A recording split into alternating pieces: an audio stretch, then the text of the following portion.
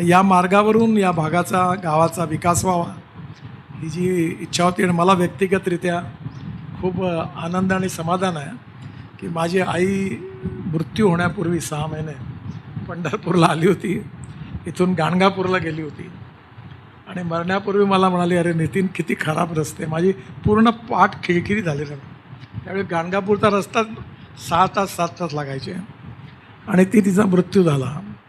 मला आता आठवण झाली की आज ती नाही आहे, पण मी तिला कबूल केलं होतं की मला जर संधी मिळेल तर मी नक्की हे काम करीन. मी काही खूप मोठं काम नाही केलं, विठ्ठलाच्या आशीर्वादाने मला संधी मिळाली आणि खूप कामं मी अनेक टनेल रोड ब्रिजेस बांधले.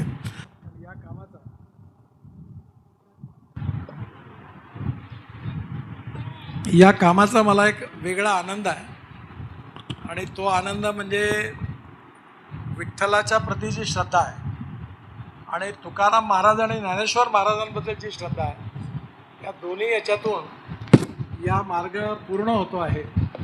त्यामुळे तो कुठेही त्याच्यात त्रुटी राहू नये